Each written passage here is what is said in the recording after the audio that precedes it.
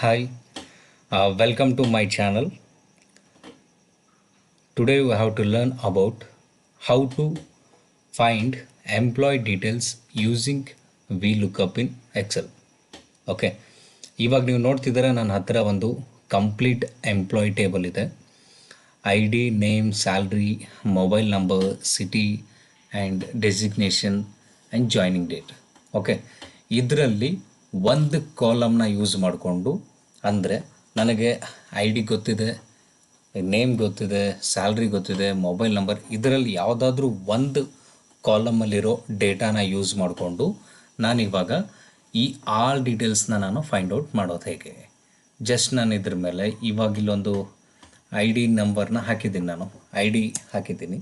So ಈ I ಡಿನ search ಮಾಡಿದ್ರೆ ನನಗೆ ಎಲ್ಲ name, salary, mobile number and city and designation, ಆಮೇಲೆ ಜಾಯ್ನಿಂಗ್ ಡೇಟ್, ಇಷ್ಟು ಡೀಟೇಲ್ಸು ಬರಬೇಕು. ಅದನ್ನ ಹೇಗೆ ಮಾಡೋದು? ನಮಗೆ VLOOKUP ಅಂತ ಒಂದು ಫಂಕ್ಷನ್ ಇದೆ. ಆ ಫಂಕ್ಷನ್ನ ಯೂಸ್ ಮಾಡಿಕೊಂಡು ಫಾರ್ಮುಲಾನ ಕ್ರಿಯೇಟ್ ಮಾಡಿಕೊಂಡು ನಾವು ಅದನ್ನು ಈಸಿಯಾಗಿ ಫೈಂಡ್ ಔಟ್ ಮಾಡ್ಬೋದು. ಅದನ್ನು ನೀವು ಬೇಕಾದರೆ ಸಿಂಗಲ್ ಆಗಿ just for the name, salary or mobile number, anything else you can do. But ನನ್ನ ಪ್ರಕಾರ if I search once you can get all details, it's a very good thing ಅಂತ.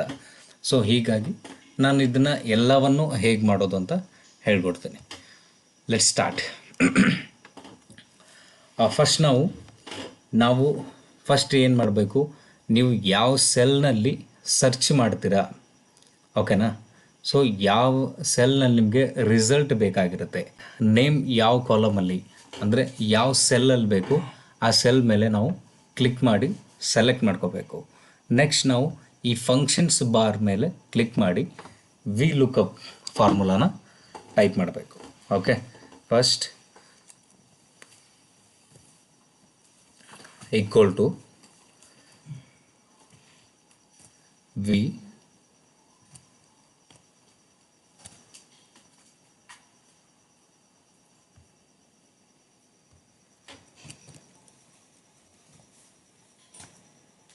I can try to select directly but it can't.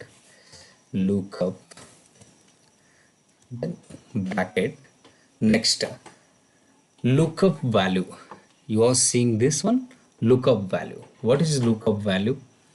Lookup value ಅಂತಂದರೆ ನೀವು ಏನನ್ನು search ಮಾಡ್ತೀರಾ, where you have to search, ಅಂದರೆ ಯಾವ exact ಸೆಲ್ಲಲ್ಲಿ ನೀವು search ಮಾಡ್ತೀರಾ ಆ ಸೆಲ್ಲನ್ನು ನೀವು ಸೆಲೆಕ್ಟ್ ಮಾಡಬೇಕು. ಲೈಕ್ ನಾನು ಇದರಲ್ಲಿ ಐ ಡಿನ ಸರ್ಚ್ ಮಾಡ್ತಿದ್ದೀನಿ, ಸೊ ನಾನು ಈ ಸೆಲ್ನ ಸೆಲೆಕ್ಟ್ ಮಾಡ್ಕೋತೀನಿ. Next comma, then table array. What is the meaning of table array?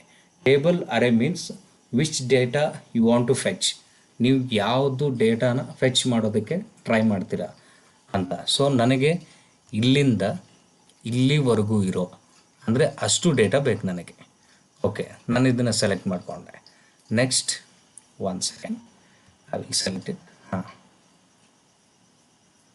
So ನಾನು ಇದನ್ನ ಇವಾಗ ಪೂರ್ತಿಯಾಗಿ ಸೆಲೆಕ್ಟ್ ಮಾಡಿಕೊಂಡೆ. Next just comma, next column index.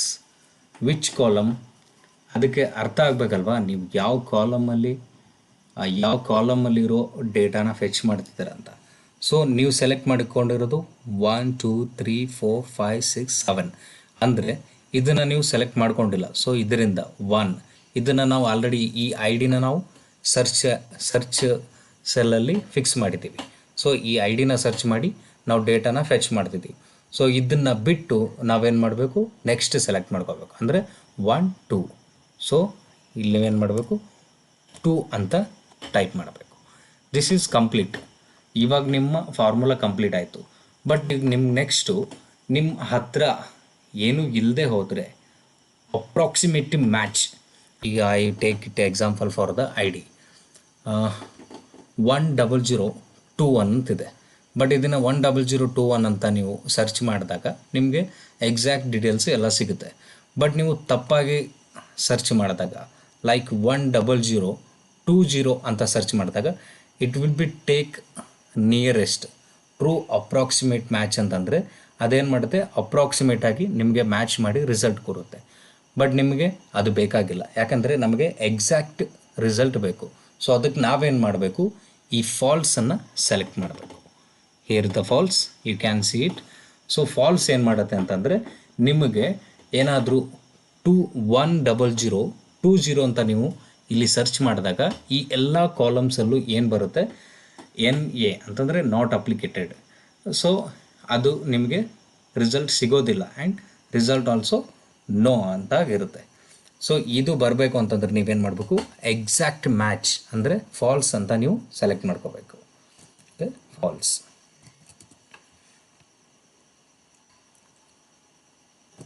Now your formula is completed. Okay, ಇವಾಗ ನೀವು ಜಸ್ಟ್ ಇದನ್ನು ಹಾಕಿ ಜಸ್ಟ್ ನೀವು ಎಂಟರ್ ಕೊಟ್ಟರೆ your formula is ready.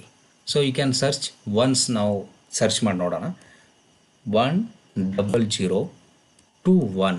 Okay, enter ಕೊಟ್ಟರೆ ಸಿ ಅರ್ಜುನ್ ಅಂದರೆ ಈ ನೇಮ್ ನಿಮಗೆ ಬಂತಿಲ್ಲಿ.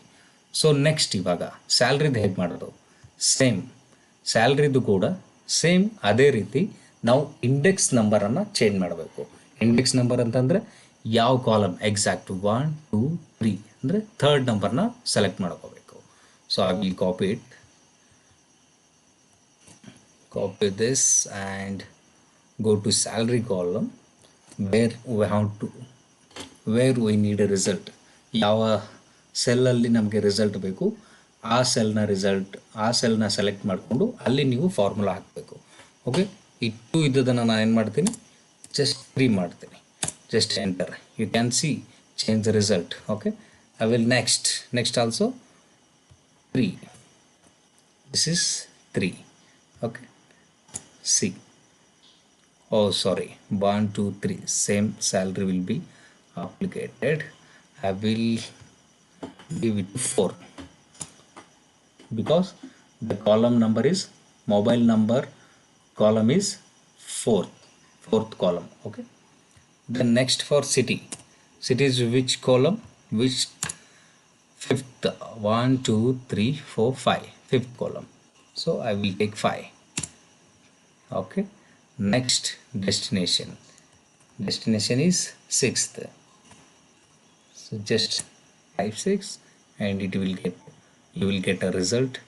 And then you also next joining date. So just type it and same thing, type 7, column number 7. Then you have to click enter. But you are not get the same answer, not the same exact result. Why? It's a very important. ಇಲ್ಲಿ ಒಂದು small changes ಮಾಡಬೇಕು. ನಾವೇನಂತಂದರೆ ಡೆವಲಪರ್ಗೆ ಇಲ್ಲಿ general ಇದೆ, ನೀವು ಇದನ್ನು ನೋಡ್ತಿದ್ದೀರಲ್ವ.